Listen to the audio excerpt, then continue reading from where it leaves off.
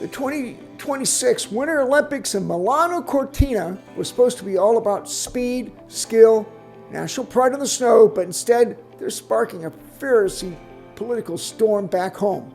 President Trump has gone after Team USA athletes like freestyler Hunter Hess, branding him a real loser on Truth Social after Hess admitted to having mixed emotions about representing the U.S. amid the current political climate. Now, there's immigration enforcement actions and broader divisions here. Trump's post, Hess, a real loser, says he doesn't represent the country. Well, it's very hard to root for someone like this. Make America great again? This isn't isolated. Other Olympians, from curlers slamming ICE policies in Minnesota to figure skaters advocating for the LGBTQ rights, have faced online hate, threats, and direct criticism from the president and his supporters.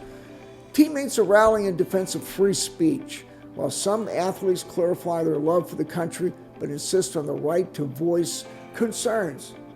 Is this backlash dividing Team USA, hurting morale during the games, or just the latest clash of politics and sports? Winter Olympics 2026, it's Trump's backlash. Let's break down what really is happening on and off the slopes. Whoop.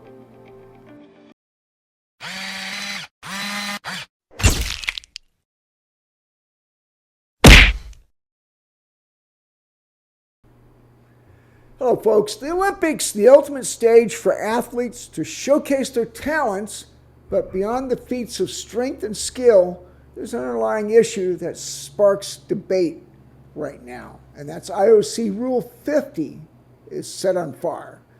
Now, the heart of this rule is a simple yet controversial directive. No protests or demonstrations on the podium, in the Olympic Village, or during official ceremonies. Now, athletes use this platform to speak out on social and political issues, but that was in the past. The International Olympic Committee has made it clear the stage of Olympics is for sports, not politics. Now, what is the IOC Rule 50? Okay, IOC Rule 50, introduced in its current form in 1972, restricts any form of protest during the games. The rule states that no kind of demonstration or political, religious, or racial propaganda is permitted in any Olympic sites, venues, or other areas. Now, the IOC believes the Games should unite the world through sports free from divisive political gestures. So when athletes take a stand during these moments, they risk violating the rule and facing consequences. This was really something that is a tough line to walk for the athletes. Now, you may be wondering, do athletes actually agree to follow this rule? Short answer is yes. A form labeled Olympic Athlete Agreement is what they sign. Before competing, athletes are required to sign a contract with the respective national Olympic committees. This contract outlines various expectations, including adherence to Olympic rules like Rule 50. The IOC made it clear that violating these rules can result in penalties, ranging from fines to disqualification. Now, by signing on the dotted line, they agreed to the IOC's code of conduct during their times at the Games. Now, it's a binding agreement that reinforces the IOC's stance on keeping politics out of the competition. Now, why do athletes resist? This is ranging for decades that it's been going on. We go back to 1972. It was the initial thing that really got Tommy Smith and John Carlos at the 1968 Olympics doing the power check, as you see on the screen. It hurt their careers. Everything they laid down was in that moment. And it's a very famous photo. It's very divisive, but it ruined their lives. So it's very ugly getting your points across at times. Now, some of the memorable moments in Olympic history have come from athletes defying the norm to speak out, whether it's racial equality, human rights, or political freedom. The stakes are high, and for many athletes, the games are more than just a sporting event. They're a chance to make a statement. And yes, you will get on the world stage, but it's something that's very, very hard to deal with. And especially when the athletes are put into a position where they're questioned on divisive, political events like the ICE protests in Minnesota and other things within the U.S. that's happening. That part, I disagree. They should not be put in front of the media and be put in a position where they'd have to, give their own personal point. But I'm also a believer is that, athletes, you represent the country, need to be apolitical. And, if the president's upset, well, fuck him too. What they should have done was, ask them when they sign this, all you agree to this, and then you punish them. But, get somebody else. If you think that, you're just going to have athletes, grabbing gold medals and you're just going to tell them to shut up and color, these young athletes are just not going to do it. It's something that it's hard to really put them in a bad position.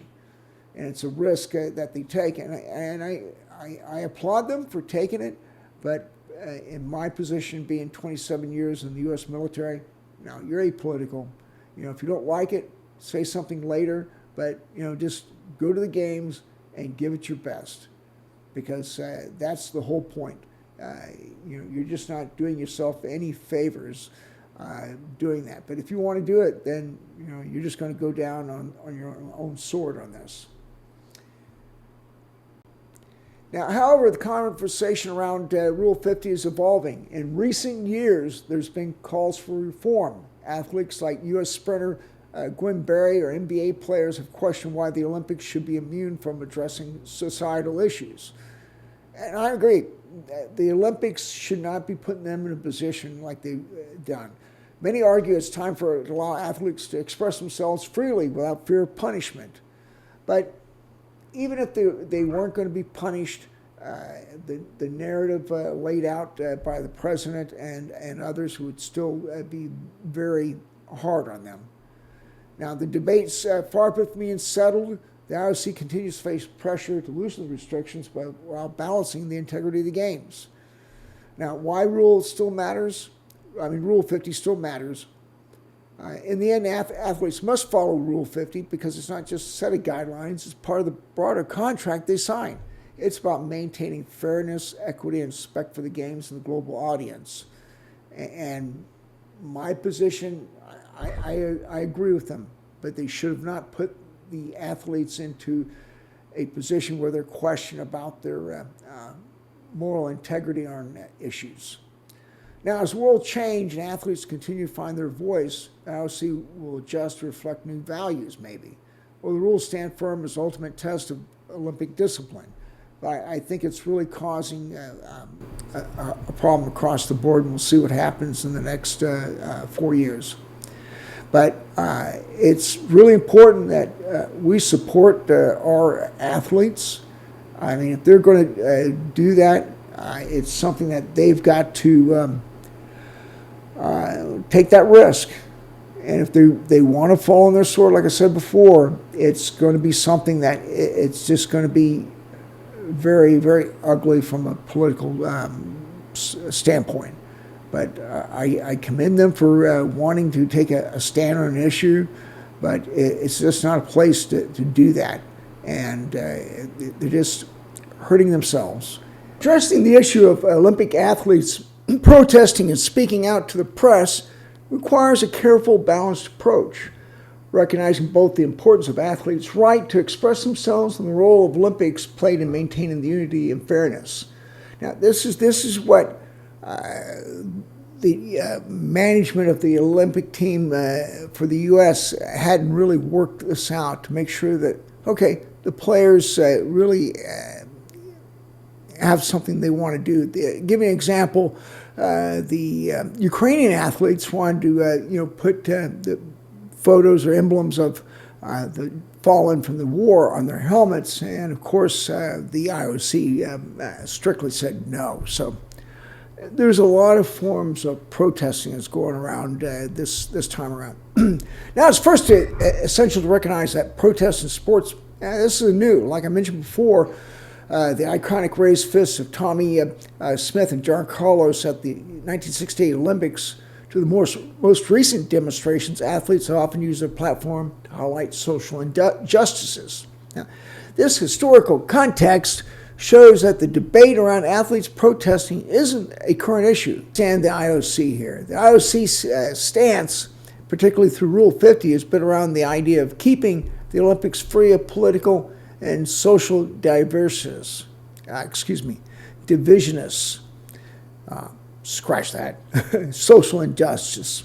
The Games are meant to be a celebration of athletic achievement, uniting the world through sport. Now, while the IOC rules aims for neutrality, some believe this prevents athletes from addressing the injustice they see. And I think there needs to be a medium ground somewhere, but, I understand where they're coming from.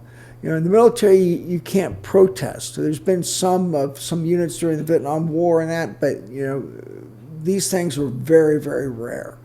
And, the usual way that everybody votes in the military is with their feet. They just leave because they just got tired of what's going on.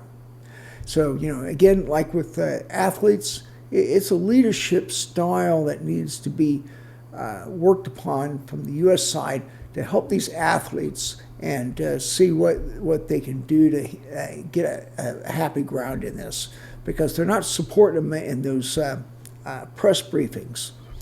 Now, it's essential to emphasize that the athletes, like any other citizens, have the right to free expression. Now, given the global platform they occupy, their voices can be powerful agents for change.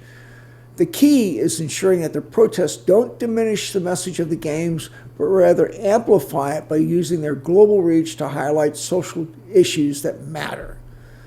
Now, it's a balance what they need to do of respect of expression within boundaries. A potential solution could be finding a middle ground where athletes can express their views without disrupting the spirit of the Games. This might include allowing peaceful protests in designated spaces or through media channels, while still maintaining that official ceremonies, podiums, and competitions remain free from direct political demonstration.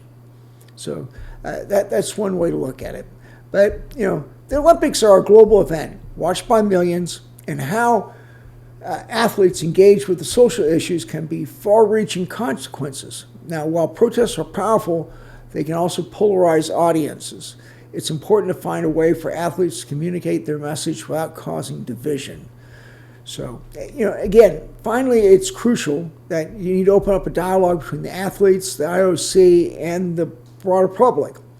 A policy change might not happen overnight, but through discussion, mutual understanding, the Olympic movement can evolve. Listening to the athletes' concern while respecting the essence of the Games is key to finding a solution.